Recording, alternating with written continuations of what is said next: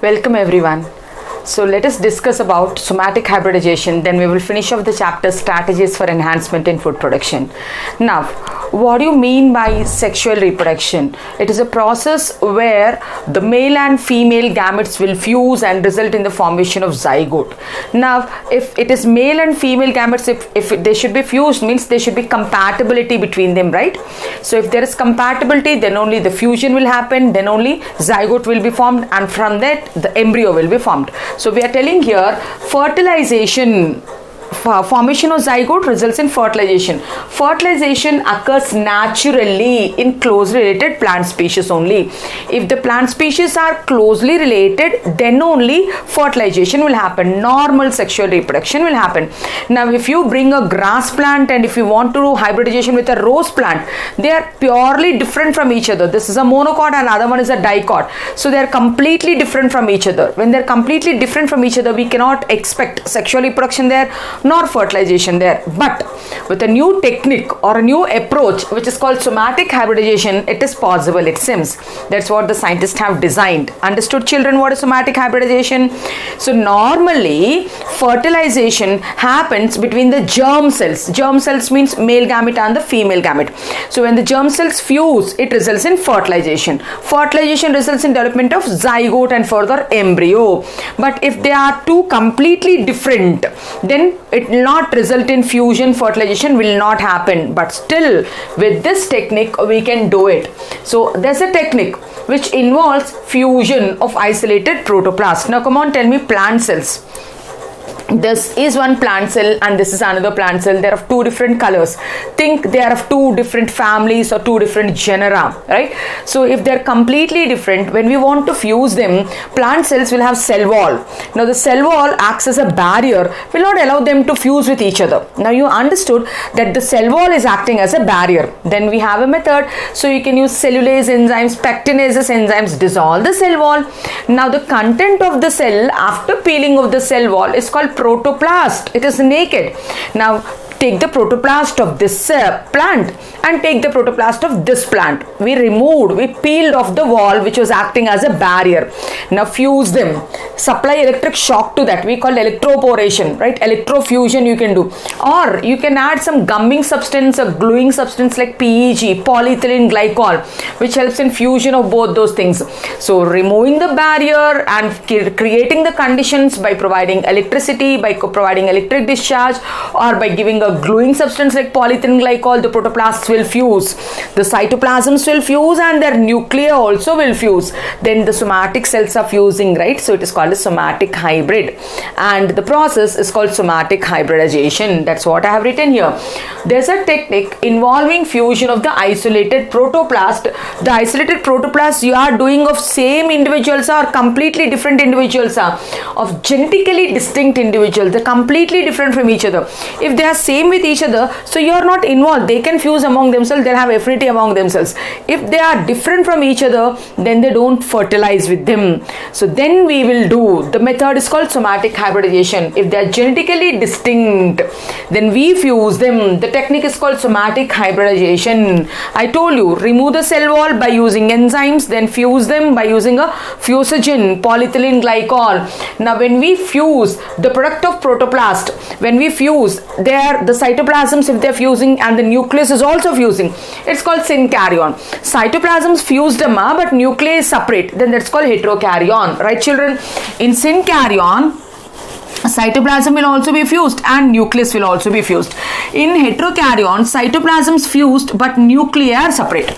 Cytoplasms are fused when nuclei are separate, then that's called heterokaryon. So both the possibilities are there. Now, what is the significance of somatic hybridization?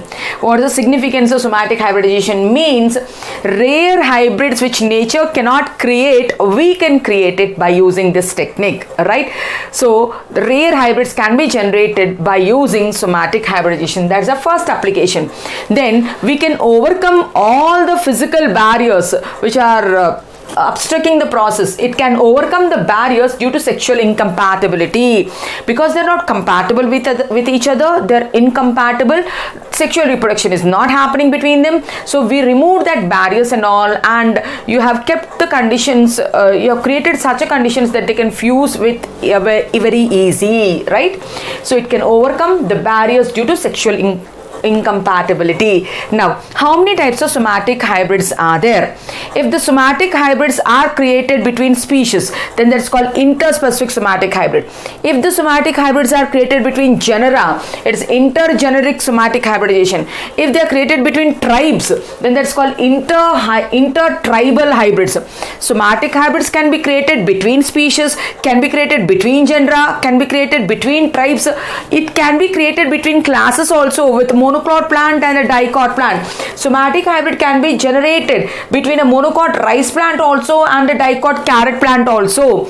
So means everything is possible with somatic hybridization. That's what we understood. Now let us see some examples also. So examples for interspecific somatic hybrid.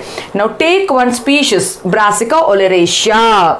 Brassica oleracea is one species, Brassica campestris is another species. Now Brassica, the genus are the same, but their species are different.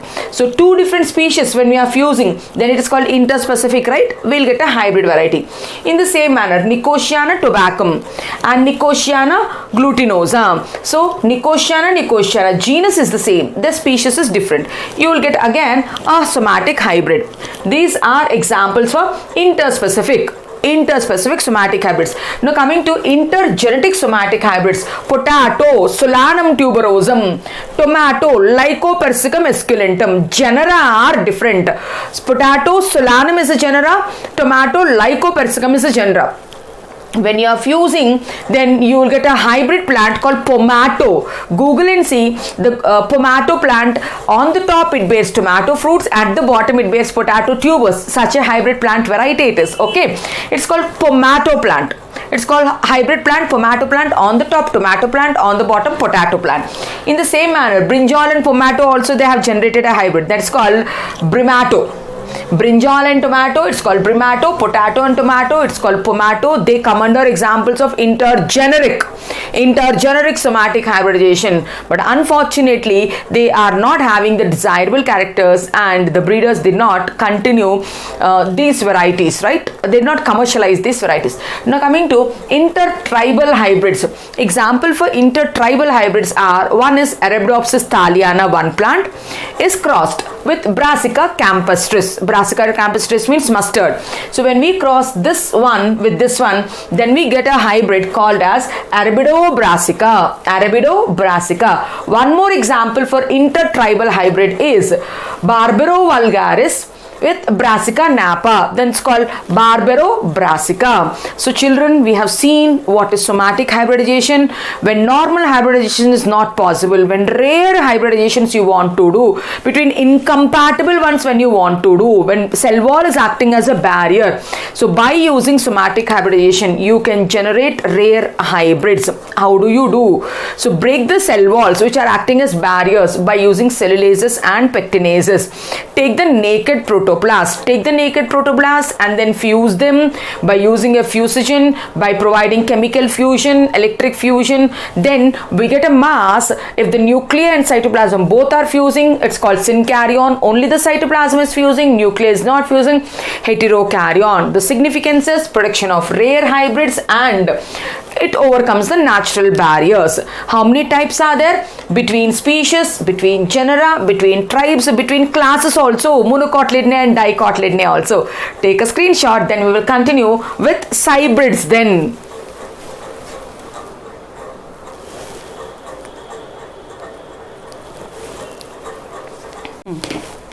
Now we will talk about what do you mean by sexual hybrid and how it is different from cytoplasmic hybrid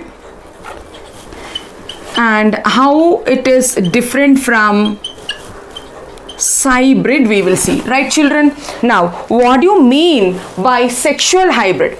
Now in sexual hybridization, the cytoplasm is derived only from the maternal cell, right? But in somatic hybrids, the cytoplasm of both the cells will be there. We know that, right? Only the pollen grain gametes only will come, the nuclei only will come, right? In sexual hybrid, if you see, this is the egg, and into the egg, when sperm is penetrating, if you take a picture like this human thing, so when a sperm is penetrating, only the nuclei will penetrate inside, only the male nucleus will penetrate inside, the male cytoplasm is outside only. I'm taking human condition so that you can understand it in a better manner. So in sexual hybrids, when this is the female gamete egg, when this the female gamete egg, the female gamete egg nucleus it is, and the female gamete cytoplasm it is. Now in sexual hybrid, now the cytoplasm is derived. It is derived from maternal cell only. Maternal cell means mother cell, female cell. Because the male partner, the male cytoplasm is outside only the nucleus is entering. Then that is called sexual hybrid. Got it, children?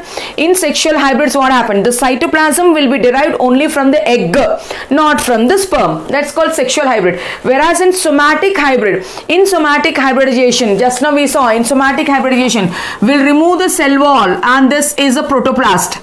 And this is another protoplast. This is one cell protoplast and this is another cell protoplast. We will add polyethylene glycol, which acts as a fusogen, and it will fuse both the cells, and both the nuclei also will fuse. The cytoplasms are fusing, the nuclei are fusing. Then that is called cytoplasmic hybrid.